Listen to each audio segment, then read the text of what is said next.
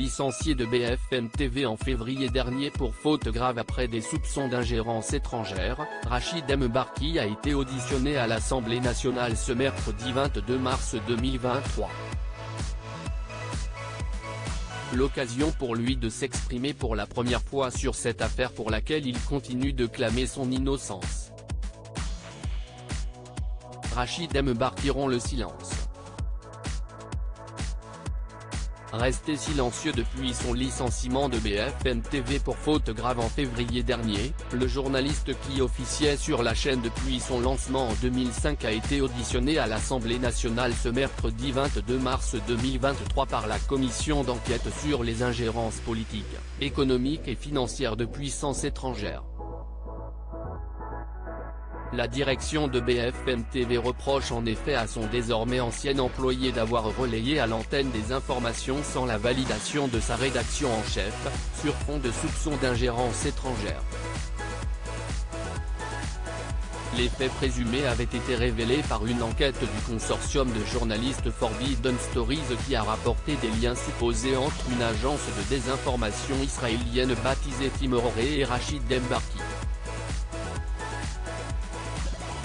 Rachid Mbarki, ces chiffres résument ma vie professionnelle ou du moins ce qu'il en reste après avoir prêté serment. L'ancien journaliste de BFM TV s'est attaché pendant son intervention d'un quart d'heure à nier de manière catégorique les accusations dont il fait l'objet.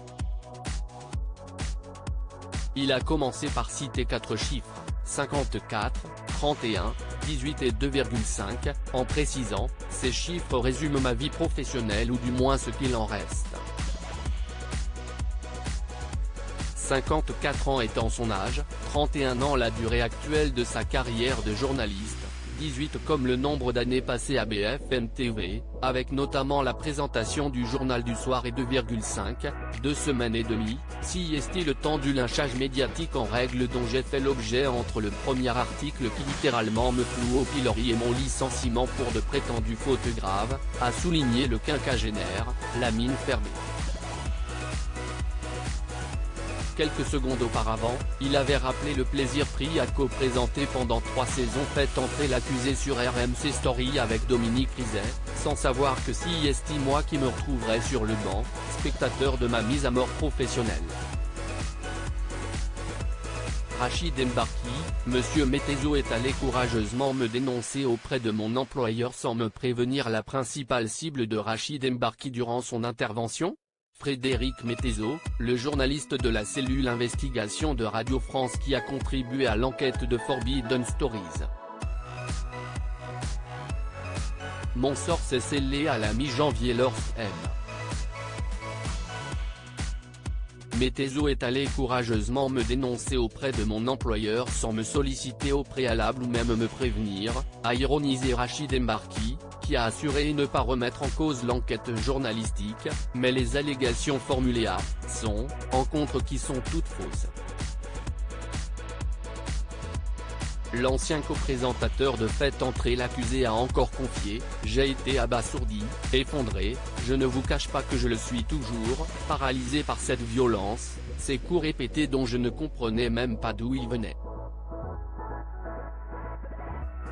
L'hypothèse de Rachid Mbarki est que Frédéric Mettezo a été manipulé par Timor, l'agence israélienne de désinformation sur laquelle il enquêtait, lorsque celle-ci lui a montré des images d'un sujet prétendument dealé, moyennant rétribution, avec l'ex-journaliste de BFM TV.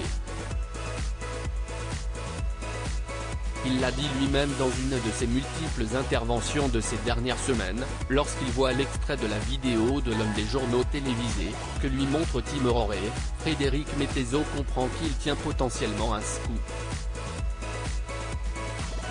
On donne par la même occasion une exposition médiatique inespérée à l'enquête. Rachid Mbarki a ainsi reproché aux journalistes de Radio France d'avoir monté en épingle les faits le concernant, parce qu'une enquête sur une officine israélienne qui vend ses capacités de désinformation à des groupes politiques. Aussi important que soit le sujet, cela ne risque pas de créer le buzz auprès du public français. En revanche, Si en tête de proue de cette enquête, on peut brandir la tête d'un présentateur de journal télévisé d'une grande chaîne et dont le nom et le visage est un peu connu des Français, alors là, on crée une affaire, on sait que son histoire va être reprise partout et par tout le monde et on donne par la même occasion une exposition médiatique inespérée à l'enquête à laquelle on participe. L'enquête de Forbidden Stories devient à ce moment-là l'affaire Mbarki, a estimé le principal intéressé. À lire aussi fait entrer l'accusé, un visage bien connu de BFM Télévision va remplacer Rachid Mbarki sur RMC Story.